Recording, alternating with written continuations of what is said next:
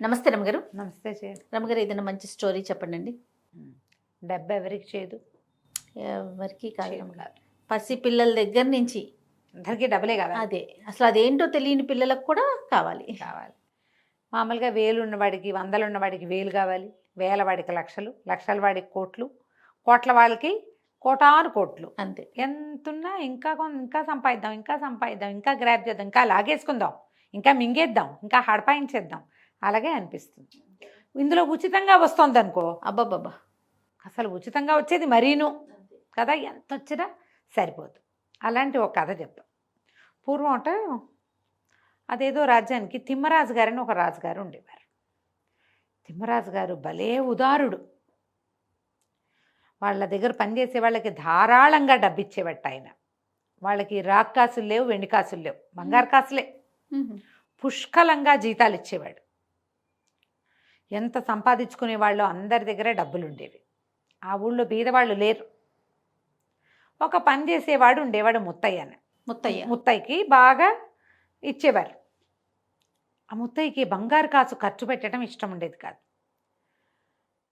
ఆ వచ్చిందంటే దాన్ని ఇంక అట్లా దాచిపెట్టుకోవటం. దాచి దాచి దాచి ఓ ముంతడో 2 ముంతలో చేసుకున్నారు. ఈయనకి మరిడమ్మ అని పెళ్ళాం కూడా ఉంది. పిల్లలు లేరు. బోల్డ్ అంత డబ్బులు ఉండేవి వాళ్ళ దగ్గర. అయితే ఈయన ఏమన్నాడు, వసే బోల్డ్ మనకేముందే, ఒక కాసు వాడామనుకో అయిపోతుంది, దాస్తే పెరుగుతుంది డబ్బు అని చెప్పేవాడు. అస్సలు ఖర్చు పెట్టడం అంటే ఇష్టం ఉండేది కాదు వాళ్ళకి. ఎప్పటికప్పుడు ఆ ముంతల్లో ఉన్న 2 ముంతల్లో ఉన్న కాసుల్ని చూసుకునేవాళ్ళు. ఎలా కాసు వచ్చి అందులో చేరుతుందా అని ఉండేది వాళ్ళకి. ముత్తయ్యకి ఎక్కువ, మరిడమకి ఆయనతో ఉండి ఉండి ఈవిడికి కూడా అలవాటైంది. అయితే ఒకనాడు అన్నాడు, ఏమే మనం కోటీశ్వర్లు అయిపోయేందుకు ఒక మంచి మార్గం ఉంది అన్నాడు. ఆవిడ ఒళ్ళు పులకరించింది. ఏమిటో చెప్పు, ఏమిటో చెప్పు. ఏముంది, నేను కొన్నాళ్ళు అబ్స్కాండ్ అయిపోతా. నువ్వు వ్యాపారస్తులు వాళ్ళందరి దగ్గరికి వెళ్ళి, మా ఆయన ఎటో వెళ్ళిపోయాడు, చచ్చిపోయాడు, లేచక్కపోయాడు, నేను పరమ దుస్థితిలో ఉన్నాను అని అందరికీ చెప్పుకో. తలా కాస్త ఇస్తారు. అవన్నీ ముంతలో వేసి ఇంకో కొత్త ముంత చేయి, ముంత నిండిపోతుంది. ఓ 3-4 నెలలు నడవని తర్వాత ఏదో పిచ్చెత్తి లేచిపోయానని నేను మళ్ళీ వచ్చానని చెప్పి ఊళ్ళోకి వస్తా. ఒక్కదానికి నీకేం ఖర్చు ఉంటుంది, ఈ డబ్బంతా మిగులు. నేను మళ్ళీ ఉద్యోగంలో చేరతా. మన రాజుగారు తిమ్మరాజు గారు గొప్పవారు. 4 నెలల తర్వాత చేరితే 4 నెలల జీతము ఇస్తారు. నేను పని చేయకుండా 4 నెలల జీతానికి కనీసం 4 గింతలు ఇలా వచ్చే ఉచితం డబ్బు, ఇదంతా వచ్చినట్టే కదా అంటే, మరిడమ్మ సరేలే అని.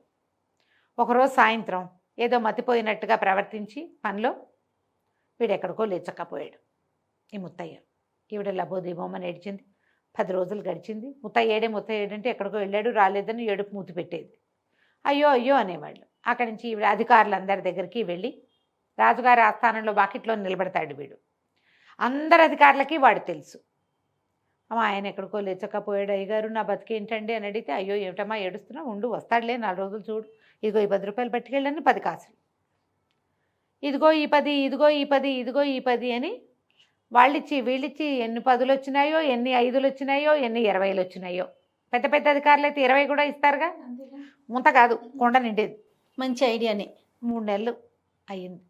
4వ నెలలో ముత్తయ్య ఇచ్చాడు. చూసి ఆశ్చర్యపడి, ఏమిటే ఇంత సంపాదించేసావు నువ్వు అన్నాడు. ఇంకా నేను పోనండి. వాళ్ళు కూడా ఏమిటిది, ఏమిటమ్మా ప్రతి నెల వస్తున్నావు, మీ చుట్టాల దగ్గరికి ఎక్కడికైనా వెళ్ళు, ఒకదానివే ఉంటే అంటున్నారండి. నేను వెళ్ళనండి, నాకు సిగ్గుపోతోంది. 3 నెలల నుంచి నెల వాళ్ళింటికి వీళ్ళింటికి వెళ్ళి ఇన్ని డబ్బులు చేర్చా, నా వల్ల కాదండి, ఇంకా నేను వెళ్ళనంటే. ఈయనన్నాడు, మీ ముత్తయ్య ఉసిని వాళ్ళే ఇచ్చారు కదా ఐడియా, ఇది బాగానే ఉంది, రాత్రి వచ్చా కామ్గా వెళ్ళిపోతా, అన్నం పెట్టాయి తినేసి వెళ్ళిపోతా, 3-4 నెలలు మన చుట్టాలను వడుకో అన్నాడు. అనేసరికి సరే ఒప్పుకుంది. ఈమె ఒప్పుకుంటోంది చూడండి. ఒప్పుకుంది. వెళ్ళిపోయాడు. మర్నాడు ఏం చేసింది ఈవిడ, ఎక్కడెక్కడెక్కడెక్కడే పాత చుట్టాలు, మేనమామ తోడల్లుడి బావమరిది షడ్డు కూడా పట్టుకుంది. ఎప్పుడో పెళ్లిలో కలిసాం, ఎప్పుడో ముగ్గులు పోటీలో కలిసాం, ఎప్పుడో గుళ్ళో కలిసాం, ఎప్పుడో జాతరప్పుడు కలిసాం. అట్లా ఒక్కోళ్ళ ఇళ్ళకి వెళ్ళి, అయ్యో మా ఆయన ఎట్టగో వెళ్ళిపోయాడు, నేను ఇంట ఒంటరి దాన్ని అయిపోయాను, జీతం లేదు బచ్చం లేదని ఏడవటం. వాళ్ళు అయ్యో ఉండు 4 రోజులు ఉండని 4 రోజులు నొక్క మేపటం, ఇవిని శుభ్రంగా తింటాం. వాళ్ళు ఏమైనా నేను వెళ్ళొస్తానమ్మా, ఏదో నా కష్టాలు నేను పడతాను, సరే 4 కాసులు ఉంచని ఎవరి శక్తి అనుసారం 2, 4, 6, 3, 2 వచ్చాయి. మళ్ళీ ఒక 3 నెలలు గడిపారా? 3 నెలలు గడిపారు. 2, 3, 6 నెలలు అయినాయి. తర్వాత చుట్టాలు ఇవి రాగానే ఏటో చూడడం మొదలుపెట్టారు. ఎన్నాళ్ళు పోషిస్తారు? అంతే ప్రతి నెలా వస్తూ ఉంటే వాళ్ళల్లో కూడా కొంతమంది విసుక్కోవటం కూడా మొదలుపెట్టారు.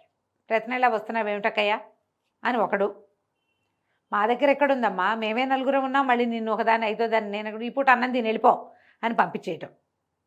విసుగు పుట్టింది, సిగ్గేస్తుంది కాదు, ఇంటికి వచ్చేసింది. ఈ 3 నెలలు తిరిగేసరికి మరిడయ్యి వచ్చాడు.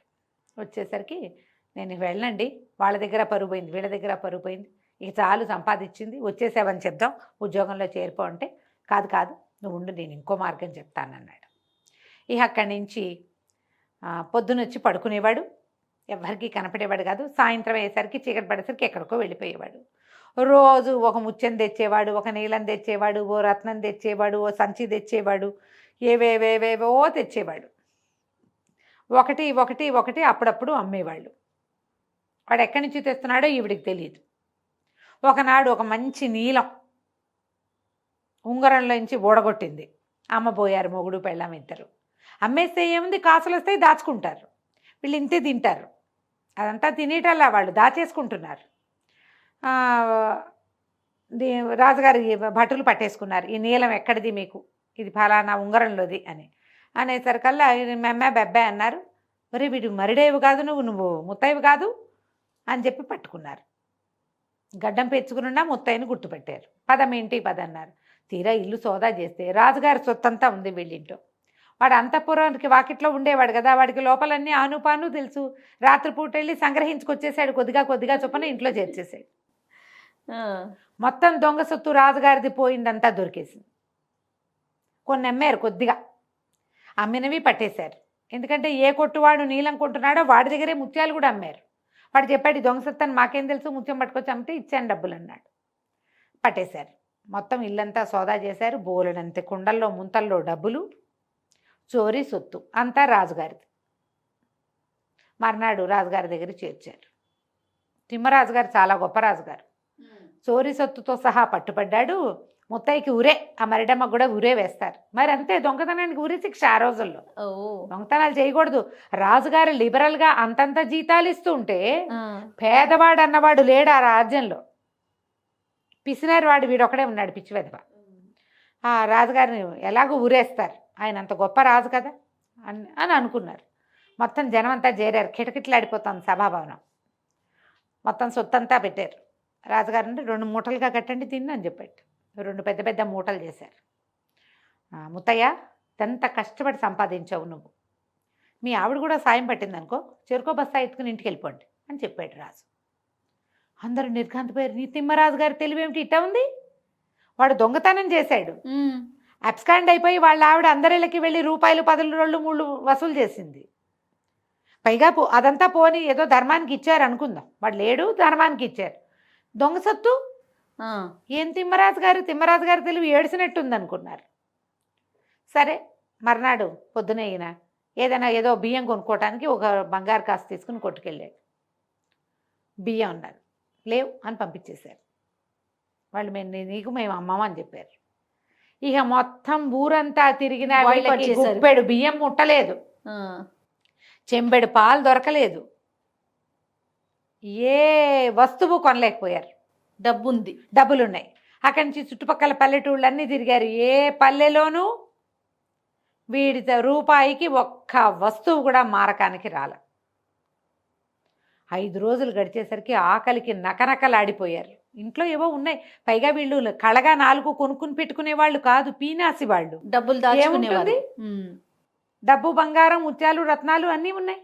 లేదు, ఉచితంగా వచ్చే గాలి, దొడ్లో ఉన్న నూతులో ఉన్న నీళ్లు తప్ప ఏమీ లేవు. పోనీ 2 మొక్కలు మేమే పెంచుకుంటామంటే మొక్కల గింజలు కావద్దు, గింజలు వాడెవడు ఇవ్వడు.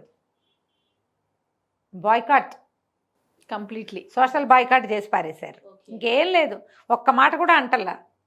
అమ్మవు నీకు అంతే, మేము ఇచ్చేదిలే, వెళ్ళిపో. ఎవరు పరుషంగా మాట్లాడలేదు, కేకలే లేదు, తిట్టలేదు, నీకు ఇంతే చేస్తాను లేదు, ఏమీ అనలా. 8వ రోజు వచ్చేసరికి గుట్లోకి వచ్చినాయి.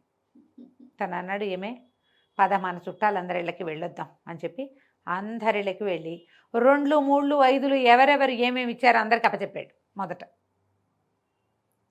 ఓ చుట్టాలు భోజనం పెట్టారు, రాత్రికి అన్నం తిని ఇంటికి వచ్చారు. మర్నాడు ఒక్కో అధికారి ఇంటికి వెళ్ళి ఎవరెవరు ఎంత అంతా అన్ని డబ్బులు ఇక్కడే ఉన్నాయి, వాళ్ళు ఏం వాడితేగా అన్ని డబ్బులు అప్పచెప్పాడు.